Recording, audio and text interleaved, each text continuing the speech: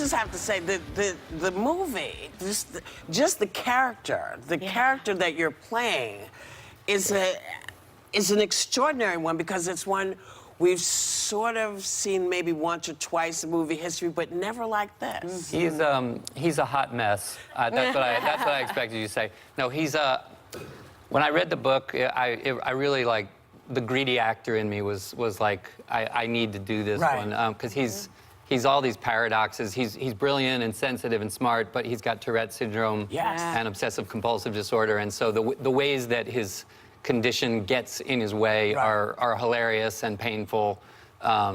He's just a mess of paradoxes, and in a way, I think, you know, he does fit in that tradition of sort of Forrest Gump and Rain Man of underdog characters that we can root for. He's a little tougher than those guys. But I will say that the acting. Yes. It's brilliant. There are movie stars out there, and there's true raw talent. And whenever I see you, and in this movie in particular, I haven't seen anything quite like this. Well, it's the way you played this role. Thank you. It's a good one, and it's a good one. Good one. The cast. I couldn't have made this film without this cast. Bruce Willis and Alec Baldwin and Willem Dafoe. Cherry Jones, the great Cherry Jones, Bobby Cannavale, Gugu Mbatha-Raw, who's this great new talent from England. These people came together and did this film for me for no money. It was the only way I could do this big, epic, you know, L.A. Confidential, Chinatown-style historical thriller, because these things are costly, and literally my tribe of New York actors rallied around me and came and did this for me as a favor.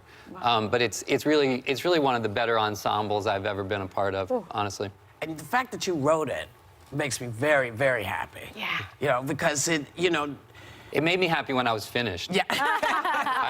The doing of it took a long time. You wrote it for how many years? Well, I love that you give me 20 years of credit. That sounds great. I was making other films and I was doing things. I read the book, was very hooked on it. It took me a number of years to get at it, and then when we decided to mash it up with the big dark history of what happened in New York in the 50s, that took a lot of research. That took me a few years, and then you know, life comes in and everything. But in the end of the day, I think, I feel like we're bringing it out at the right moment for this film. It's about things. Sometimes you look at the past to understand the dangers that you're facing as a society now, and I think there's a lot about this film that's very resonant for the moment that we're living in. Yeah, it felt very current, actually. Alec Baldwin playing an autocratic and racist property developer who ruins New York. Yes. Wow. Yes. Yes. Exactly. My husband and I were watching it like, we've seen this before. Although the Robert Moses, the man that sort of actually inspired the character, was a genius and a real visionary. So the analogy breaks down right there. But But I think we have a clip. What are we going to see? Well, remember, Lionel, my character, has a part of his Tourette's is that when people say certain combinations of words, he can't stop spinning them around and shouting out variations on them. So in this, I'm confronting Willem Dafoe with my conviction that I've figured out what's going on, and I tripped the wire with him. Okay. You know what that tells me? That tells me you and Billy set this up with Minna to blackmail your brother. Where'd you get from? It's you who figured out this scam they're running. It's you who found whatever it is they're so scared of, but you made it look like it came from Laura and the committee so you could hide behind her and Frank. That's but people not are getting true. killed. Got it You got wrong. your own daughter's life at risk. You don't know what you're talking about.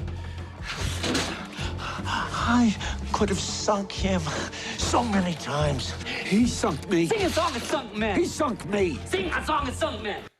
I mean, when I came to New York, Willem Dafoe was like, you know, I used to talk with Phil Hoffman and Mark Ruffalo and Bobby Cannavale.